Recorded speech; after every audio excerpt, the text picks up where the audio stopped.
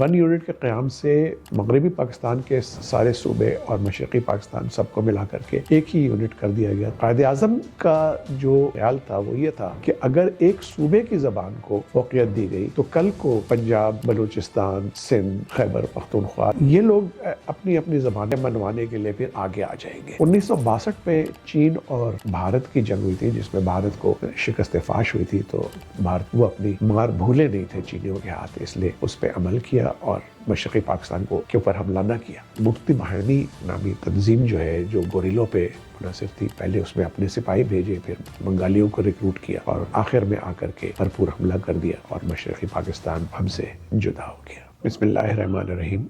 پاکستان کی آزادی میں بنگال کا بہت بڑا رول رہا ہے۔ بنگال کی جو سرزمین ہے یہ ہمیشہ سے جنگ آزادی کے لیے کوشاں تھی، اور جب برطانوی سامراج جو ہے وہ قابض ہوئی بھارت کے اوپر یعنی ہندوستان پہ، تو سب سے پہلے جو ہے نواب سراج الدولہ انہوں نے جنگ پلاسی میں لارڈ کلائیو کے ساتھ جنگ کی۔ 1757 آپ یہ دیکھیں کہ یہ جو جنگ آزادی تھی 1857 کی، اس سے ٹھیک 100 سال قبل تھی، اور بھرپور جنگ ہوئی جیسا کہ ہوتا آیا ہے۔ غداری ہوئی اور میر صادق نے برطانوی فوجوں کے ساتھ مل کر کے سراج الدولہ کو جو ہے شکست دلانے میں کامیاب ہوئے۔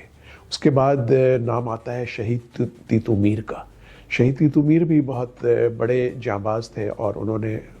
برطانوی سامراج کے خلاف جنگ کی، لیکن افسوس کہ انہیں بھی شکست ہوئی۔ اور اس کے بعد جو ہے وہ فقیر سنیاسی موومنٹ ہوئی، نیل برودھا موومنٹ ہوئی، اور اس لیے بنگال میں جنگ آزادی کی جو سرگرمی تھی وہ بہت زیادہ تھی۔ اور اسی وجہ سے 1906 میں نواب سر سلیم اللہ نے ڈھاکہ میں مسلم لیگ کا قیام جو ہے اس کی داغ بیل رکھی۔ اس سے پہلے جو ہے بھارتی کانگریس جو ہے وہ عروج پہ تھی، لیکن مسلمانوں کی کوئی آواز نہ تھی۔ لیکن آپ یہ دیکھیں کہ مسلم لیگ کا آغاز کہاں سے ہوا؟ بنگال سے ہوا، اور جو پاکستان کے آزادی کے لیے جو لوگ کوشاں تھے ان میں سرگرم قائد اعظم کے بعد جتنے لوگ تھے، جن میں سر سلیم اللہ اور بعد میں خواجہ ناظم الدین جو ان کے صاحبزادے تھے، اور فضل حق، حسین شہید سہروردی، یہ سب بنگالی تھے۔ تو اب پرابلم یہ ہوتا ہے کہ جب بنگالی سر فہرست تھے پاکستان کی آزادی کی جد و جہد میں، تو جب پاکستان آزاد ہوا تو مشرقی پاکستان کا جو صوبہ تھا وہ اس میں اکثریت زیادہ تھی، اور مغربی پاکستان کو یہ خدشہ تھا کہ چونکہ ان کی اکثریت زیادہ ہے تو وہ زیادہ حقوق مانگیں گے، تو اس لیے ون یونٹ کا قیام ہوا۔ اور ون یونٹ کے قیام سے مغربی پاکستان کے سارے صوبے اور مشرقی پاکستان سب کو ملا کر کے ایک ہی یونٹ کر دیا گیا، تاکہ جو بنگالیوں کی عددی برتری ہے اس کو جو ہے نظر انداز کیا جا سکے۔ اور اس کے بعد جو جھٹکا لگا پاکستان کی سالمیت کو وہ تھا 1948 کے اپریل میں اردو زبان کو قومی زبان کا درجہ دینا۔ بنگالی جو تھے وہ مشتعل ہو گئے، انہوں نے کہا کہ ہماری زبان کو اس کے مساوی رکھنا چاہیے تھا، اور اس کی مین وجہ یہ تھی کہ بنگال میں جو ہے اردو عام بنگالی بالکل نہیں سمجھتے تھے، نہ پڑھتے تھے، نہ ان کو کوئی واسطہ تھا، تو اس لیے وہ بہت زیادہ پریشان تھے۔ جہاں تک قائد اعظم کا تعلق ہے، چونکہ یہ فیصلہ ان کا تھا، تو قائد اعظم بہت دور اندیش آدمی تھے، اور میرا نہیں خیال کہ ان کو کوئی غلط فہمی ہوئی۔ اگر غلط فہمی ہوئی تو تھوڑی بہت یہ ہو سکتی ہے کہ جو اس وقت کے جو بنگالی رہنما تھے، جس طرح نواب سلیم اللہ تھے، خواجہ ناظم الدین تھے، اور حسین شہید سہروردی، فضل الحق، یہ لوگ اردو زبان کے ماہر تھے اور اتنی فراوانی سے اور روانی سے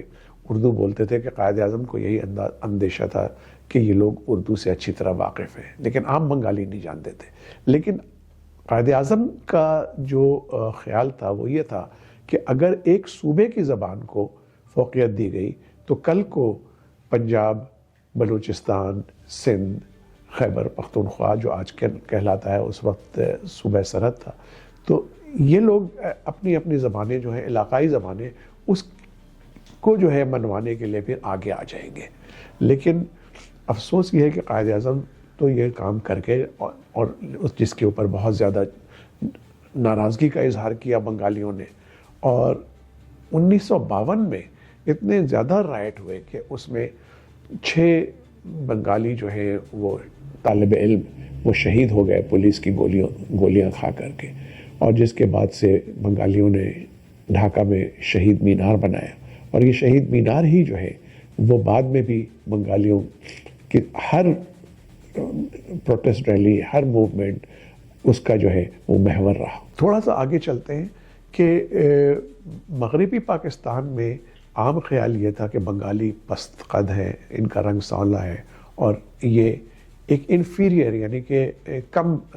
ذات جو ہے وہ قوم ہے، تو اس لیے ان کو وہ حقارت کی نظر سے دیکھتے تھے. اور جو مغربی پاکستانی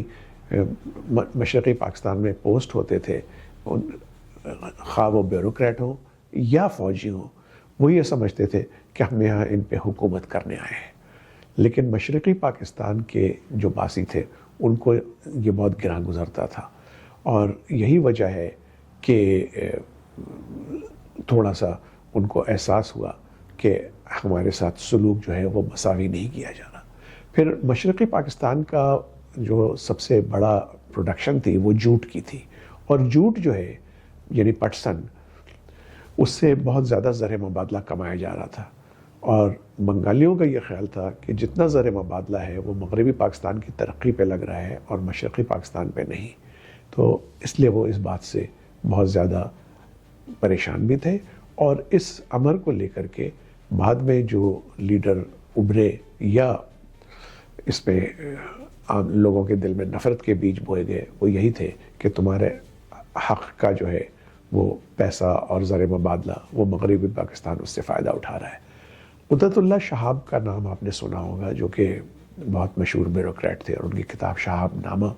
مارکت العرا کتاب ہے. اس میں وہ لکھتے ہیں کہ ابتدائی دنوں میں جب آئی چندریگر منسٹر تھے تو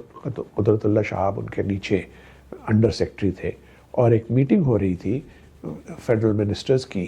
جس میں طے یہ کرنا تھا کہ پاکستان کے جو گورنمنٹ بلڈنگز ہیں اور جو گورنمنٹ آفیسرز کے گھر تعمیر ہو رہے ہیں ان میں سینیٹری فٹنگ جو باہر سے آ رہی ہے اس کا کوٹا مقرر کیا جائے. اس وقت اس میٹنگ میں، اور ویسے تو اس وقت کابینہ میں بھی صرف 6 ارکان ہوتے تھے، ایک ہی بنگالی منسٹر تھے، ان کا نام فضل الرحمان تھا، اور وہ منسٹر فار ایڈوکیشن انٹیریئر تھے. اور انہوں نے دیکھا کہ جب یہ کوٹا بن رہا ہے تو اس میں مشرقی پاکستان کا کوئی ذکر نہیں ہے، تو بہت لاچاری سے اور بیچارگی سے انہوں نے کہا کہ بھئی اس میں تھوڑا سا آپ مشرقی پاکستان کے لیے بھی کوٹا کر دیں. تو اس پہ جو باقی منسٹر تھے وہ سب مغربی پاکستانی تھے، انہوں نے بڑے زور کا قہقہا لگایا اور کہا کہ آپ کو کس لیے ضرورت ہے. اور ایک صاحب نے تو یہاں تک کہا کہ تم بنگالی جو ہو وہ کیلے کے درخت کے پیچھے رفع حاجت کرتے ہو، تو تمہیں ٹوائلٹس کی اور ویسٹرن سینیٹری فٹنگز کی کیا ضرورت ہے. تو قدرت اللہ شہاب اپنی کتاب میں لکھتے ہیں کہ مجھے اس وقت محسوس ہوا کہ مشرقی پاکستان کی علیحدگی کے لیے جو دیوار کھڑی ہو رہی ہے اس میں پہلی اینٹ رکھ دی گئی ہے. تو یہ حالات تھے. اس کے بعد 2 اور واقعات ہیں جنہوں نے مشرقی پاکستان کو علیحدگی پہ مجبور کیا. پہلے تو تھا کہ بھولا نامی ایک طوفان آیا جس میں بہت زیادہ جانیں جو ہیں وہ ضائع ہوئی، اور مشرقی پاکستان میں اس نے تباہی مچا دی. افسوس یہ ہے کہ اس وقت یحییٰ خان کی حکومت تھی، اور یحییٰ خان چین کا دورہ کر رہے تھے. نہ انہوں نے چین کا دورہ ترک کر کے یا چھوٹا کر کے مشرقی پاکستان فوری جانے کی کوشش کی، نہ مغربی پاکستان سے فوری ایڈ آئی، بلکہ ایڈ آئی کہاں سے؟ وہ بھارت سے اور ارد گرد کے اور ممالک سے اور امریکہ سے اور برطانیہ سے. تو اس کا بنگالیوں کو بہت زیادہ غم اور غصہ تھا. ان کا یہ کہنا تھا کہ ہمارے ضرورت کے وقت مغربی پاکستانی ہمارے کام نہ آئے بلکہ غیر جو ہے وہ کام آئے. اس کے بعد ایک اور جس کا ذکر کرنا ضروری ہے وہ ہے 1965 کی جنگ. 1965 کی جنگ کی داغ بیل جو ہے وہ مغربی پاکستان نے ہی رکھی تھی، کیونکہ آپریشن جبرالٹر جو ہے وہ شروع کیا گیا تھا کشمیر میں، خاص طور پہ مقبوضہ کشمیر کو آزاد کرانے کے لیے، جو کہ ناکام ہوا اور بھارت نے بھرپور حملہ کر دیا اور یوں 1965 کی جنگ ہوئی. تو مشرقی پاکستان کے دفاع کے لیے صرف ایک ڈویژن فوج تھی اور صرف ایک اسکواڈ لڑاکا طیارہ. اگر بھارت چاہتا تو وہ مشرقی پاکستان کو ترنوالا سمجھتے ہوئے اس کے اوپر مکمل طور پہ قابض ہو جاتا. لیکن ہوا یہ کہ چین نے بھارت کو تنبیہ کی کہ اگر آپ نے مشرقی پاکستان کی طرف غلط نگاہ سے دیکھا تو ہم آپ کے اوپر حملہ کر دیں گے. 1962 میں چین اور بھارت کی جنگ ہوئی تھی، جس میں بھارت کو شکست فاش ہوئی تھی. تو بھارتی ابھی وہ اپنی مار بھولے نہیں تھے چینیوں کے ہاتھ، اس لیے اس تنبیہ کو انہوں نے اس پہ عمل کیا اور مشرقی پاکستان کے اوپر حملہ نہ کیا. لیکن مشرقی پاکستانیوں کو یہ خیال تھا کہ مغربی پاکستان نے ہمیں تنہا چھوڑ دیا اور ہمارے دفاع کے لیے کچھ نہ کیا. اور جو آخری کیل ثابت ہوئی وہ 1970 کا الیکشن تھا. اس الیکشن میں شیخ مجیب کی جو سیاسی پارٹی تھی عوامی لیگ، اس نے سب سے زیادہ سیٹیں حاصل کی، جبکہ دوسری طرف مغربی پاکستان میں ذوالفقار علی بھٹو کی پارٹی پیپلز پارٹی نے زیادہ ووٹ حاصل کیے، لیکن عوامی لیگ کے ووٹ کہیں زیادہ تھے. اس وقت مشرقی پاکستان کو اقتدار سے دور رکھنے کے لیے مغربی پاکستان کے جو سیاستدان تھے انہوں نے اس وقت کے ڈکٹیٹر یحییٰ خان کو مجبور کر دیا کہ وہ شیخ مجیب کو حکومت بنانے کی دعوت نہ دیں، کیونکہ وہ نہیں چاہتے تھے کہ پاکستان کے اوپر جو ہے وہ کنٹرول بنگالیوں کا ہو. اور اس وجہ سے بنگالیوں کو مجبور کر دیا گیا کہ وہ بغاوت کا علم اٹھائیں. اور اس سارے واقعے سے، ان سارے حالات سے سب بھرپور فائدہ اٹھایا بھارت نے، اور اس نے اپنا کردار ادا کیا بنگالیوں کو نہ صرف بغاوت پہ اکسانے کے لیے، بلکہ اس نے مکتی باہنی نامی تنظیم جو ہے جو گوریلوں پہ منحصر تھی، پہلے اس میں اپنے سپاہی بھیجے، پھر بنگالیوں کو ریکروٹ کیا، اور آخر میں آ کر کے نومبر کے مہینے میں بھرپور حملہ کر دیا اور مشرقی پاکستان ہم سے جدا ہو گیا. اب اگر ہم دیکھیں کہ مشرقی پاکستان ہم سے کیوں علیحدہ ہوا، جبکہ مشرقی پاکستان کے جو بنگالی تھے وہ جنگ آزادی سے لے کر کے 1947 تک سب سے آگے تھے پاکستان کو آزادی دلانے کے لیے، کہ بھارت کی پوزیشن جو ہے وہ ایک طرح سے بہت ہی کمزور تھی، کہ ایک جانب مغربی پاکستان تھا، دوسری جانب مشرقی پاکستان، اور وہ چاہتے تو وہ بھارت کو شکنجے میں جکڑ سکتے تھے. بھارت کو اس بات کا احساس تھا، اس لیے اس نے کوشش کی کہ مشرقی پاکستان کو نہ صرف علیحدہ کرے بلکہ اپنا ایک کلائنٹ سٹیٹ بنا لے، جس کے اوپر ان کو پورا جو ہے کنٹرول ہو ان کے لیڈرز کے اوپر اور ان کے حکمرانوں کے اوپر، اور جس میں وہ کامیاب ہوا. اور اسی لیے اندرا گاندھی نے وہ تیار کی تھی خفیہ ایجنسی را 1968 میں، جس کے پہلے چیف تھے RN کاؤ. اور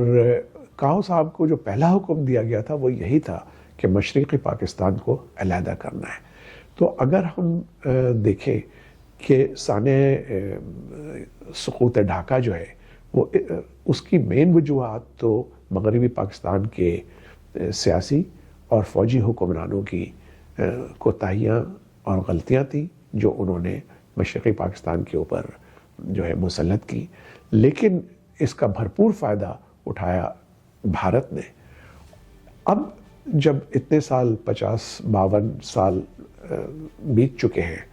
تو بلکہ لوگ جو ہے